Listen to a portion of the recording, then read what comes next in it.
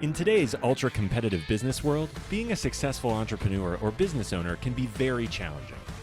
Fortunately, contemporary times have blessed us with resources for tackling those challenges and getting us to success more quickly than we could have imagined. Welcome to The Root of All Success with the real Jason Duncan, a podcast that explores how the world's most powerful entrepreneurs grow incredible companies. This podcast looks at the 5 keys to unlocking success as an entrepreneur. A successful educator turned entrepreneur, Jason's mission is to use his gifts of teaching and leadership to help others get the results they want out of life. Join Jason every week and learn the keys to grow a truly successful business. Welcome to the show. I'm the real Jason Duncan. Glad you're here. This is a podcast where I interview some super successful entrepreneurs, just like our guest that you're going to meet in just a minute for today's show. And we talk about their journey to success. Like, how did they grow the super successful companies that they own and operate today? And today's guest is no different. He's got some amazing stories and success that you're going to learn from, and how you, as an entrepreneur, can do some of the same things. Now, if you're not watching this on YouTube, you're just listening to the audio version, first of all, thanks for listening, and we appreciate that. Please go subscribe, leave a 5-star review. If you can't give us a 5-star review, please email me. We'll talk about what I got to do. Like, what do I need to do to get to 5 stars in your brain? But please subscribe, leave us a good review. But if you're not watching on YouTube, make sure you go to youtube.com/C/TheRealJasonDuncan. So youtube.com/C as in channel /TheRealJasonDuncan. And you can watch these. We filmed these live and in person, Nashville, Tennessee, at the Standard at the Smith House. It's 18,000 square feet of Southern sophistication and style, owned and operated by the one and only Josh Sterling Smith. It's one of the top 5 cigar bars in the country. Wonderful restaurant, private club here. I'm honored to be a member, and I'm very thankful to Josh and his team for letting us use the Matador room here. So if you're watching this on YouTube, we're in this beautiful room, and there's a big bullhead on the wall and this beautiful glass table. It's just a phenomenal place. If you ever come to Nashville, make sure you look me up. I'm on LinkedIn and Instagram at The Real Jason Duncan, and connect, and maybe we can get together and smoke a cigar, have a glass of bourbon or something, and hang out here while you're in Nashville. You got to make this a stop. You got to come take a look at this. We're honored to be syndicated on the C-Suite Radio Network. That's who pushes us out to all the players. So whether you're listening on Spotify, iTunes, Stitcher, wherever you're listening, we appreciate you listening. And C-Suite, we appreciate what you do to get us out into all those places. The sponsor for today's episode is 8Bend Marketing, and that's the number 8, BEND .marketing. That's their website, 8bend.marketing.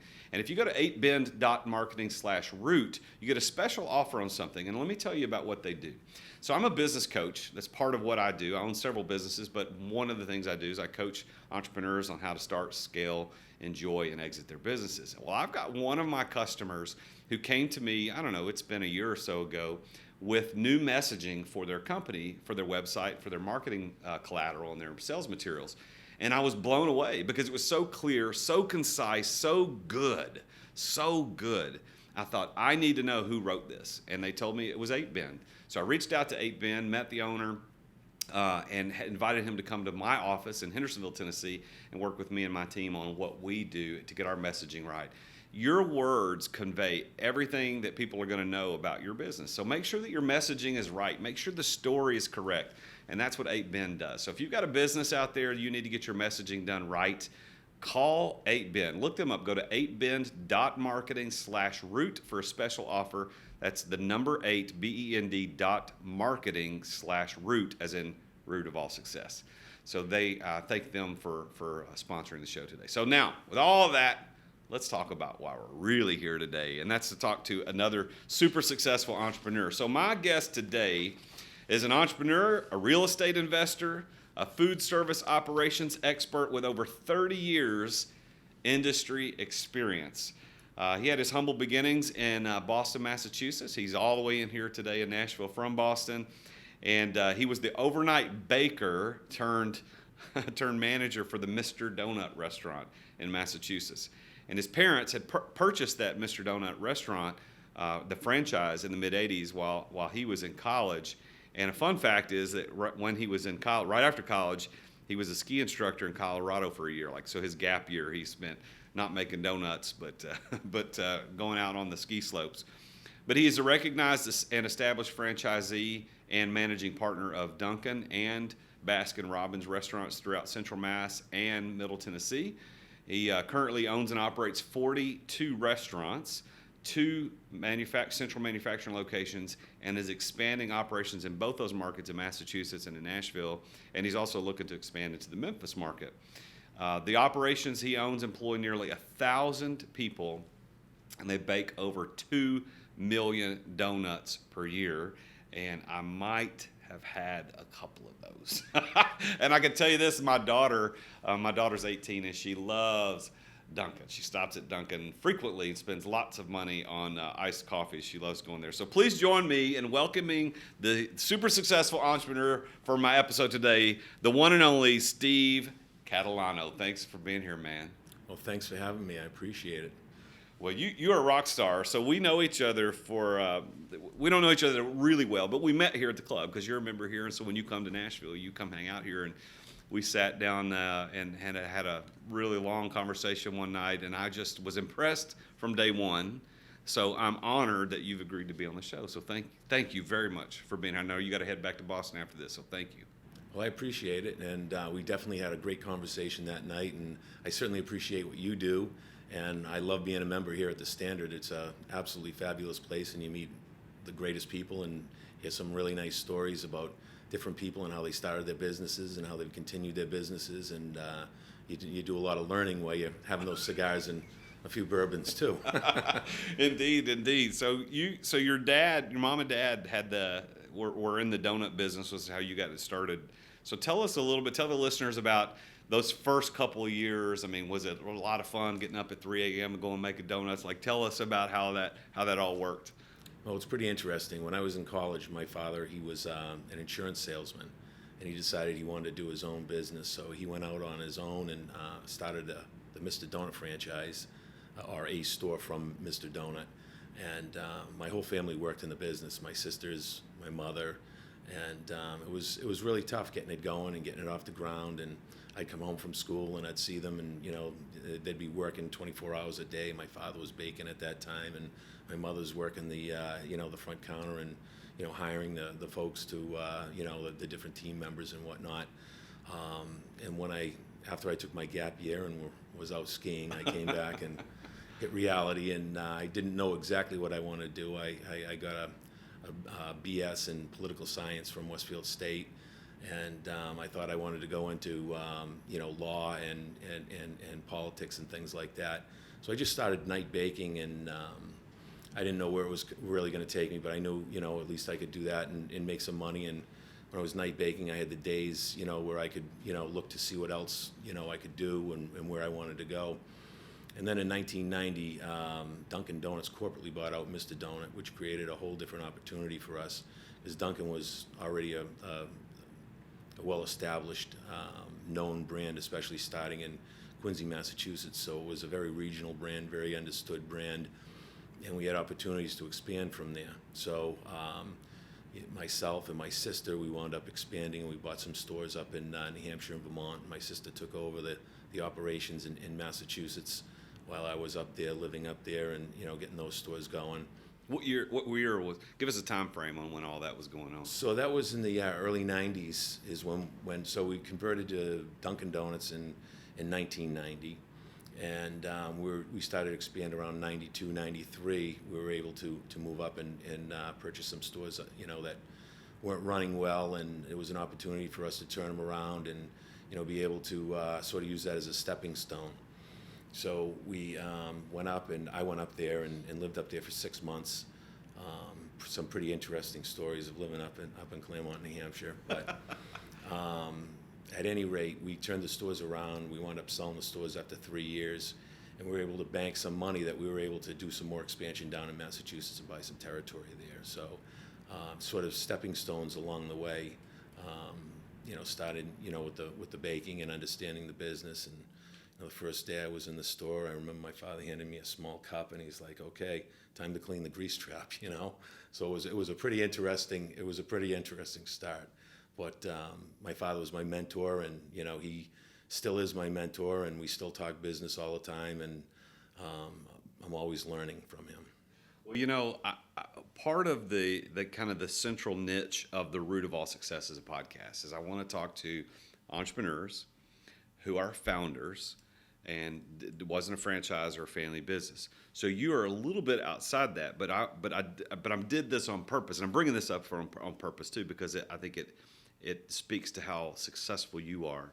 Is that if you just owned a Duncan or a Baskin Robbins, first of all, you probably wouldn't be a member here, and we would know each other. But that doesn't make you an entrepreneur. You're a business owner because the systems are already built and already in place, and you're just making sure they run and don't fail. But what I see in you, Steve, and based on what I know about your story, and as I read in the intro, 42 restaurants, 2 central manufacturing locations, expanding, building, buying, selling, that's the entrepreneur in you, right? It's not, you didn't just take over dad's business. You didn't just buy a brand that was already established. You're doing the entrepreneurial things. And I think that business owners and entrepreneurs get confused about who they are.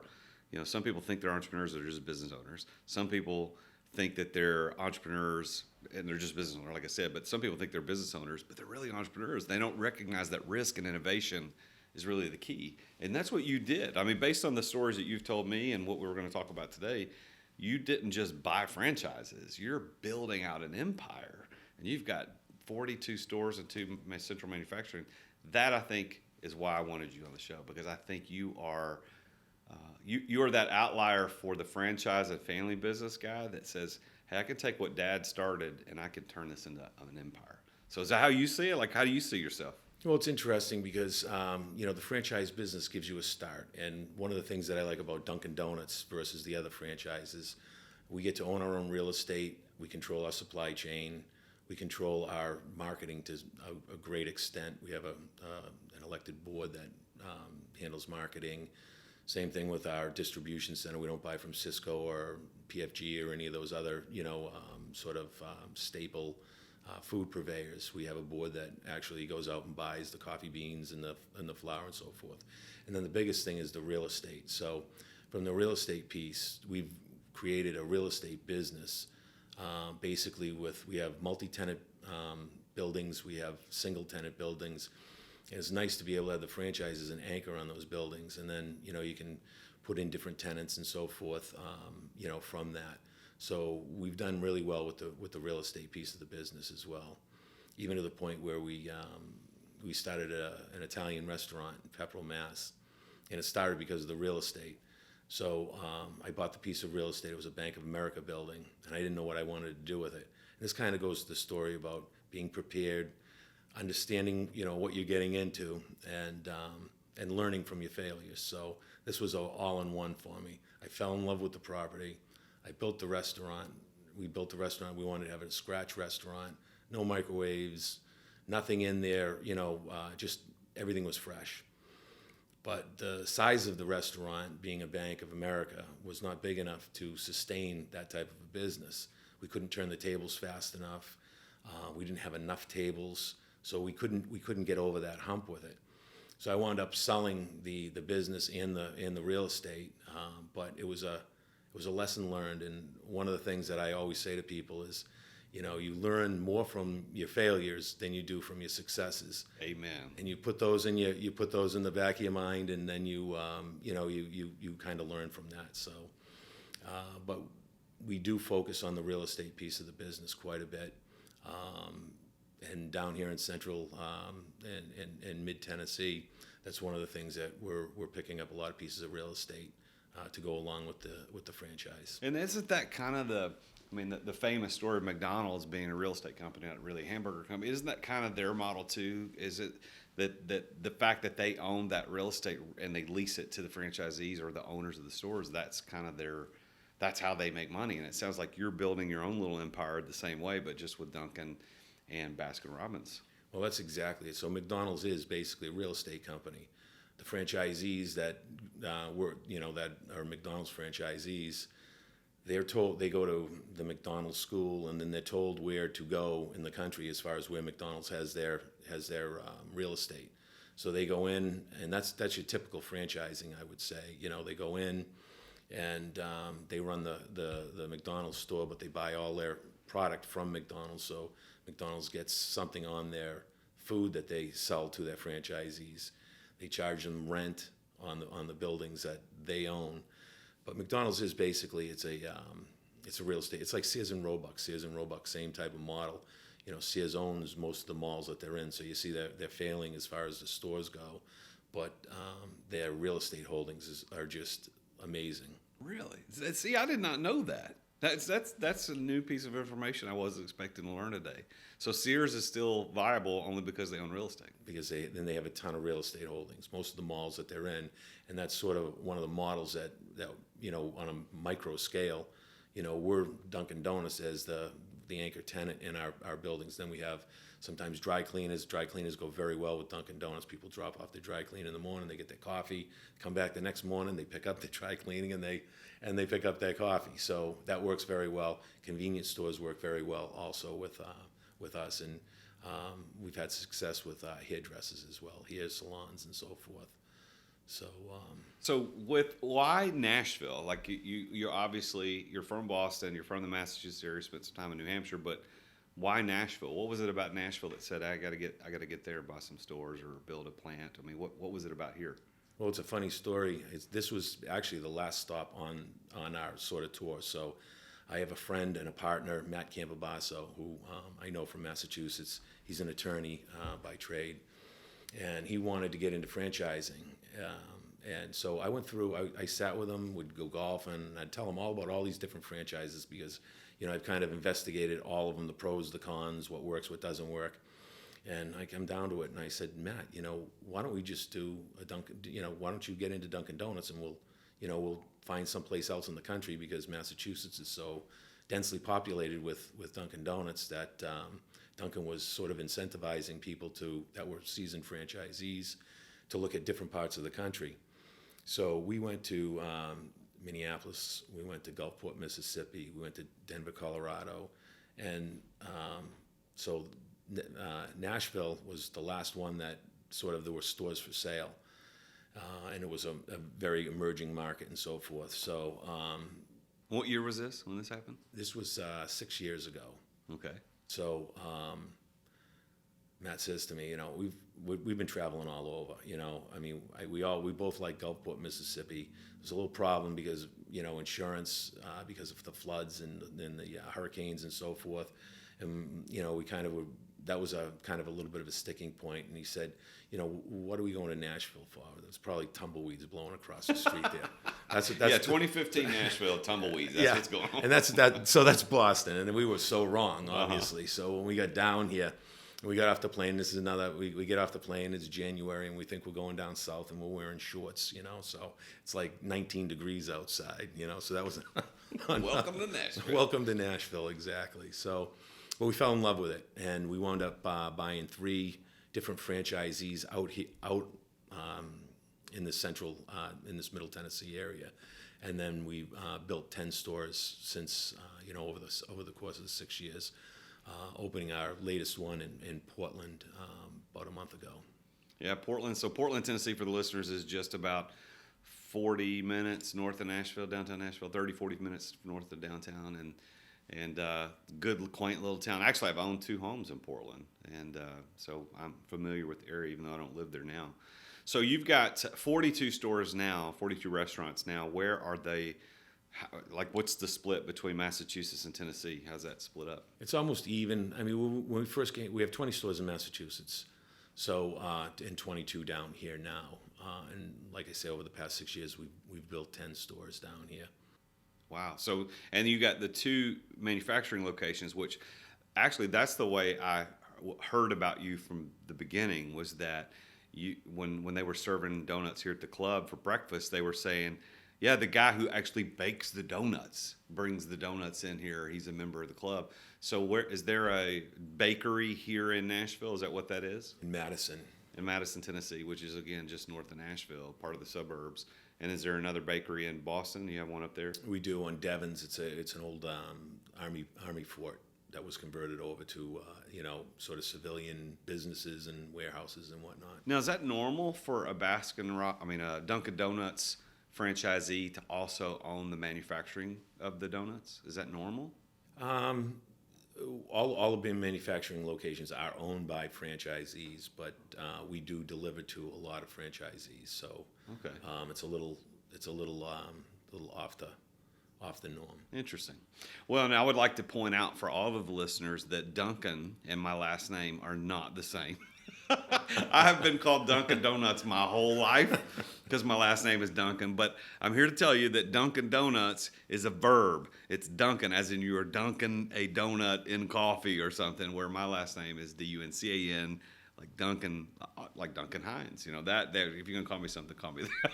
But I've been called Dunkin Donuts my whole life, and honestly, kind of soured me to the whole brand. I'm like, I don't want to go there. People have been calling me that my whole life.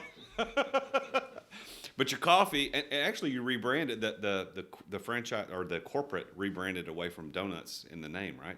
So it's just now Dunkin'. Is that am I understanding that right? You did, yeah. So what they did was everybody focused on the donuts piece, and we've got such a wide variety of offerings now, from grilled cheese sandwiches to avocado toast. So it's more than just a donut shop.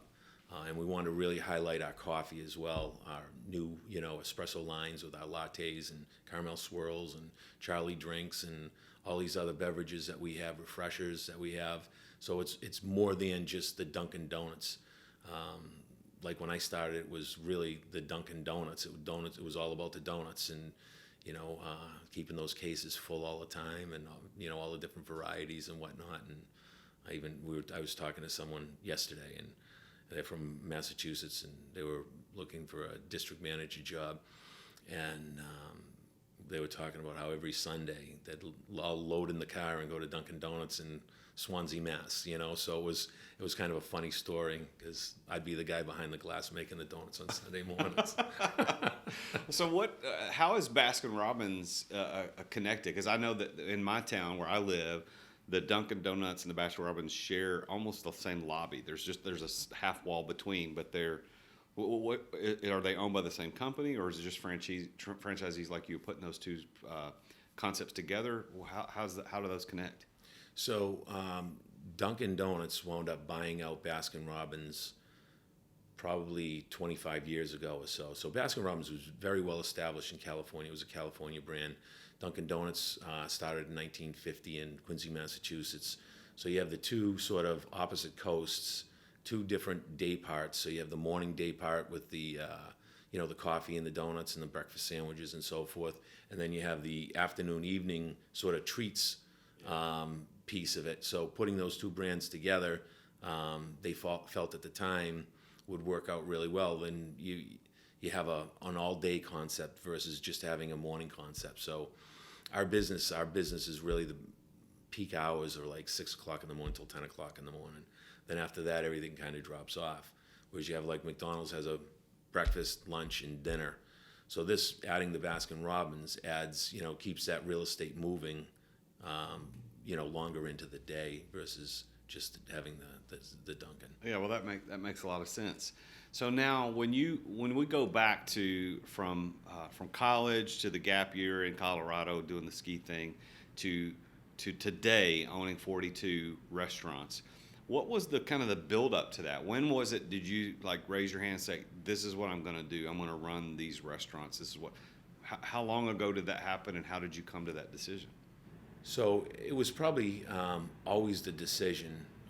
And when I first started and working at Mr. Donut, I would have probably gone on to something else had it not been for Dunkin' buying out Mr. Donut, because that's what kind of created the opportunities. Always in my mind, I wanted to build something, and the opportunity to build something as a Mr. Donut wasn't there. It was just kind of a filler, as far as time went. And then, we sat down. And we talked about, the opportunities with the Dunkin' and sort of, so when we started, it was started and it was a Mr. Donut because Dunkin' Donut, the initial franchise fee was too high. So the Mr. Donut was a lot less to get in. It was like $3,000 for a Dunkin' Donut, $1,500 for a Mr. Donut, at the time. Can I buy one today? But it was just too much, and the feeling was that let's start this and see how it would go. And I mean, even building the stores, we build our own stores. The franchise does not come in and build the stores for us. We go out and we acquire all of our cabinets and our millwork. We hire our own contractors. We do all of our own work at our own cost. So the development piece was a little bit daunting. And when we first expanded into New Hampshire and Vermont, there were existing stores. They just weren't run right. And my sister and I knew that we could fix it.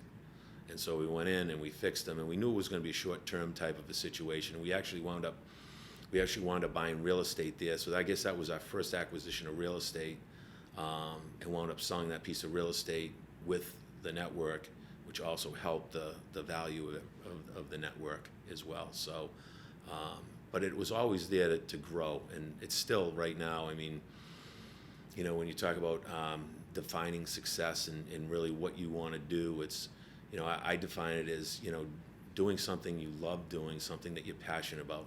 That's what I feel makes you successful, because if you're passionate about what you do and you wake up every morning and you really want to do what you're doing, and you have different plans and you're preparing for different things, whether they happen or they don't happen, you still go through the motions and you learn more about how to make it happen next time if it doesn't happen this time. We have real estate deal down here that I'm super proud of. It was a piece of property that we really wanted. I fell in love with the property. I kind of do that sometimes. And it was under contract. And I talked to the real estate broker and I said, listen, can you call this person like every week, even though it's under contract? And so finally the guy said, it's under contract. And, he said, why don't you just have me come over. So I went over and I met him and I talked to him and we hit it off. And we talked for, we must have talked for, a couple of hours. And we were just talking about life and business and different things like that. And lo and behold, a week later, the thing fell out of contract. I got the call and he said, you want it? And I'm like, absolutely. No, I'll change my mind. I don't want it anymore. So it's all about sort of, not sort of, it's all about being diligent, and being passionate about what you do. And, when you're passionate about what you do and you like what you do, you find success. My father once told me, he said, the harder you work, the luckier you get. So, if you're sitting back and you're thinking that, luck is just going to strike you, or, you look around, I look around, I love to walk around, you walk around the city and you look and you think every single building, every single business is owned by somebody, and they started it. And I say, why not me? Why not, and that's kind of my mantra on everything is, if you see it, somebody started it. If they, if you're buying it, someone built it. So the opportunities are just unlimited, and it's, for me, that's super exciting. I get very excited about things like that. Well, I love what you're saying, Steve, and I want to ask you this question. I ask every guest. I ask them to define success in their own words, which you already did without me asking you. But my follow-up to that is, do you consider yourself to be successful? And if so, why? And if not, why not? Well, I'm passionate about what I do. I love what I do. I love business, both, the success side when you actually attain what you're trying to get, and even when you don't, and then, you skin your knees a little bit, and you learn those lessons.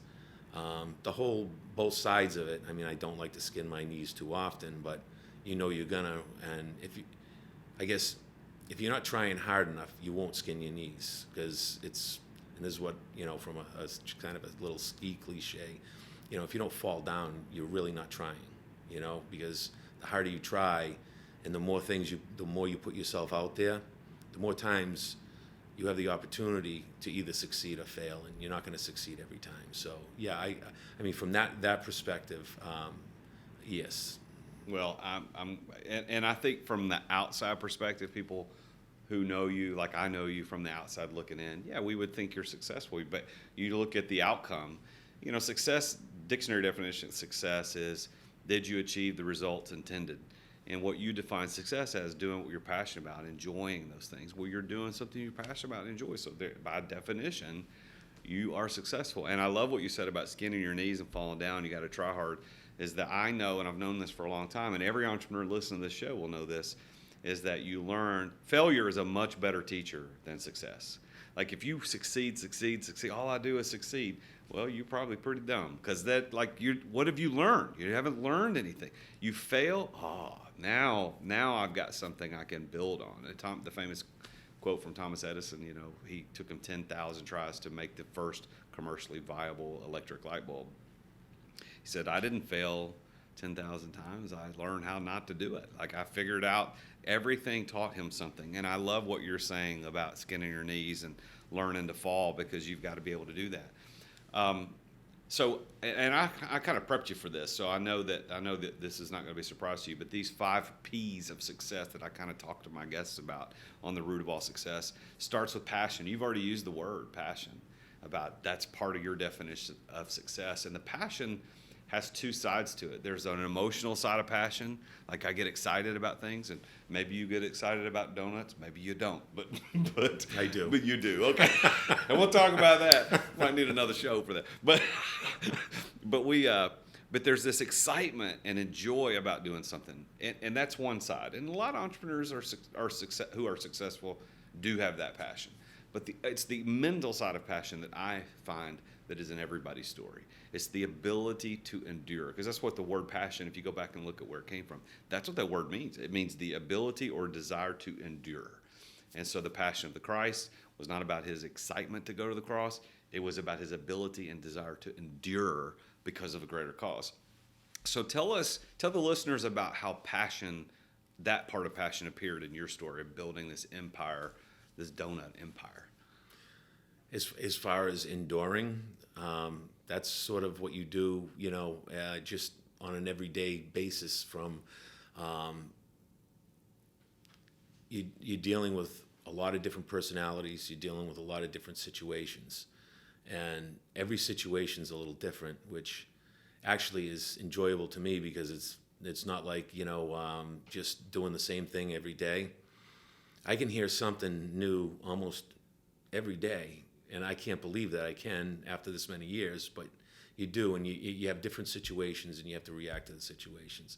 And it's really about how you react to the situation is how you endure through the different times. Some things are really fun and really good, and they're good to hear. And I'll see someone, I'll see people celebrating in a store, over drive-through times, and they'll get a cake for the whole crew, and that's great. And those are the fun things. And then there are less fun things and performance issues and customer complaints and different things that you have to deal with on that end. There's also mechanical things that you have to kind of work with. We have a lot of whether it's HVAC or ovens or trucks, delivery vehicles, or whatever it is, so there's always something different happening, and you sort of endure through all those different things for the greater good to make the outcome for everybody. So one of the things that we do that's very important to us is our corporate culture. So Jess Halloran is our marketing / corporate culture person. So whether it's celebrating people's birthdays or appreciating people for different things that they do, it's super important, and we weave it into the fabric of our business, because we're a people business, not just a coffee business and donut business. It's all about the people, both on both sides of the counter, and so everybody has to endure through different things that they have to endure through too. And as a company, we want to be there for all of our team members and make sure that we're all enduring through what we have to do on a day-to-day basis, whether it's personal, professional, work-related, non-work-related, and there are a lot of situations that come up throughout the course of a day, a week, a month, and when you get to the end of the year and you look back, and Matt and I will sit, and we'll talk about the year and review over a bourbon and a cigar, and there's a lot of different things that come up, a lot of different situations. So you said you have the emotional passion with donuts. So tell us about that. That gets your juices flowing? You really, really enjoy donuts? I can't tell you how many donuts I've eaten in my lifetime. I've eaten probably more than anybody. Well, you look like you've lost weight since the last time you and I hung out. I had to so I can eat more donuts. Now that is good. You know, I don't often eat donuts, but when I do, it's more than one. I don't. Has anybody ever eaten one donut? No, they're like potato chips. it's like you know, one. it's no one eats one potato chip. You know, once you open the bag, you're in trouble. You know. So the first P of my kind of these keys to success that I discovered over these years of interviewing very successful entrepreneurs is passion. We just talked about that. The second one is place, being at the right place, the right time. So you didn't really control your dad's decision to buy the Mr. Donut franchise. Yeah. But what was it about that place that made that the right place, right time for your dad, which eventually split over into your success? So as far as place goes, when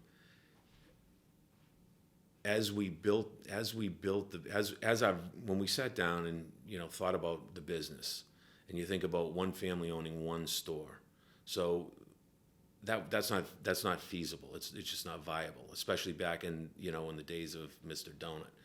So we had to put together a plan, and the plan basically was the growth plan, or to start growing, and how we were going to do the growth.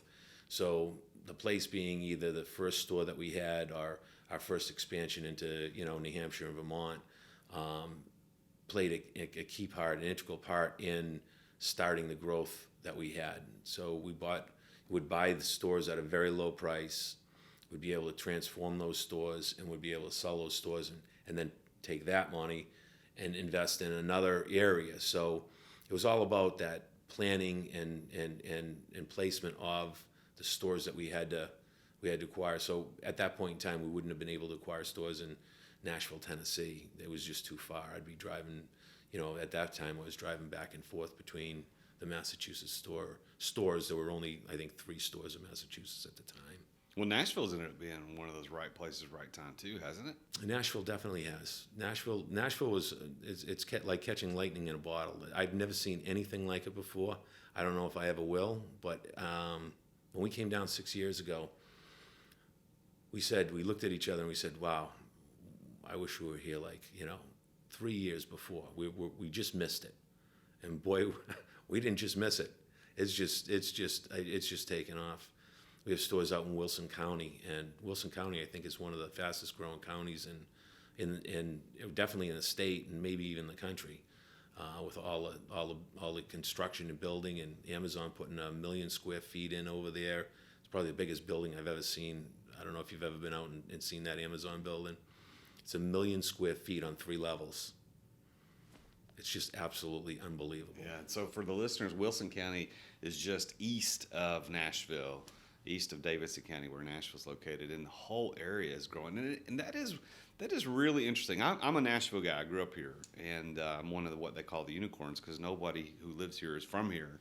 But I remember, I learned to ride a bike over here in East Nashville on the sidewalk, and I remember watching East Nashville go through its really bad days, and now there's having this regentrification, and it's a resurgence, and they're putting stores in, and the skyline, oh my gosh, the things that are growing. And you think, like you said, we're a little late, we missed no, it's still going. It's unbelievable how much it's growing here. So for those of us who are listening around the world, what is the right place for you? Where is it? Because it might not, you can't be Nashville for everybody, but if you're here, capitalize on it. Right place, right time. The third P is knowing the right people.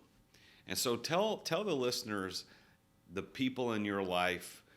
You don't have to name them by name, but give us examples of people that said that you can look back to and say, if this person hadn't been a part of my life, I don't know that I would have achieved success. I mean, what do you have people like that you can think of in your life? Your dad's got to be one of those people for sure, right? Yeah, my father absolutely is one of those people. He's been instrumental in everything that we've done. He's been ultra supportive.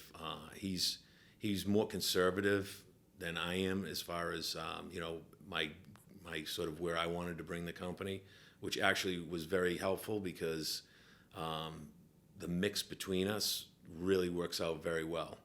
And it's sort of the same mix that I have with my partner Matt Campobasso down here too.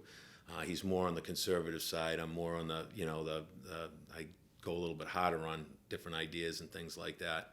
But the mix is really what makes it work. And so I definitely, my father is, he's absolutely the best. And even for him to, he's had me, I was in college, my sister was in college when he first left his job to do his own thing. And that entrepreneurial spirit, I will never forget to appreciate, because that really got me off and running.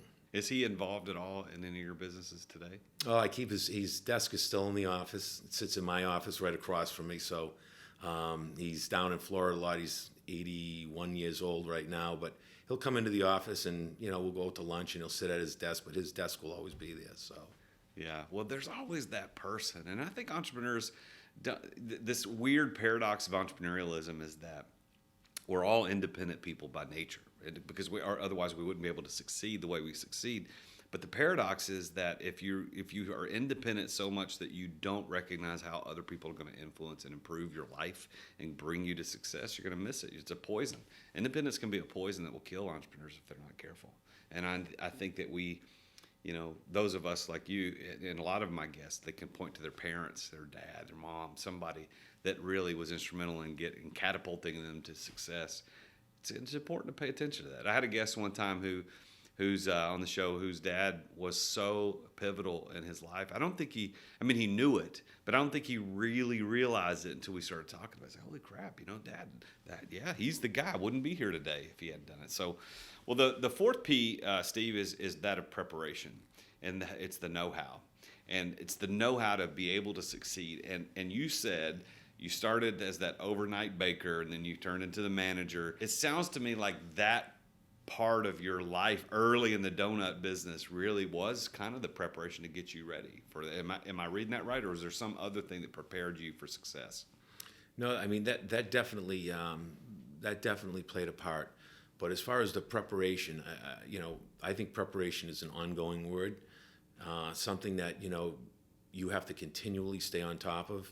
And every venture that you do, whether it's buying the real estate on something or trying a new business venture, it's really, the preparation is the key to everything. You have to, in my opinion, you have to really understand what you're doing and when you're doing it and what effect it has on your business, if it was a piece of real estate, or on people.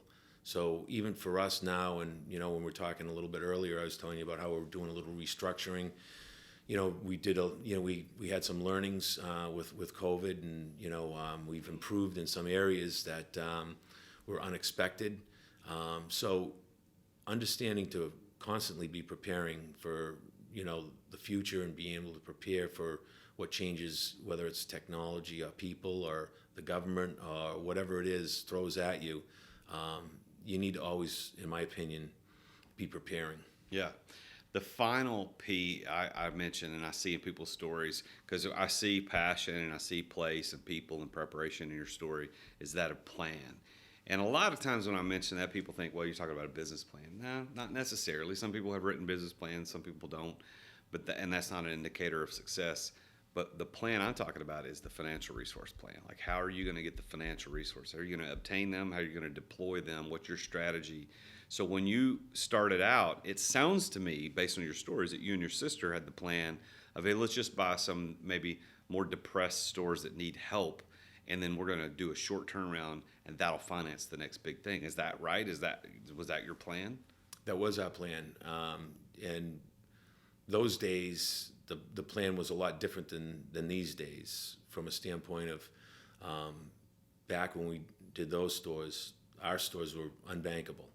So you couldn't go to the bank and, as far as financing, they'd look at you and it was all used restaurant equipment, so the value was like pennies on the dollar. So you really couldn't get financing. So you really had to scrape and put together whatever you could. I remember one week we did, a bi-weekly payroll, and I was up in Claremont, and I had a payroll. And I'll tell you what, for the next 2 weeks, so meals tax fell on the same week as payroll. So you'd use a little bit of the float all the time, with the payroll in order to get through to the next week when things were really tight. And so in the winter, our business is really tight. January and February are tight months. Usually, still, even now, you really have to button the chin strap. But I just remember, and I was like, this is just nuts. I got to make sure we have enough money in the bank for the next payroll. I mean, payroll is absolutely, obviously, the most important thing. It has to be out on the Thursday.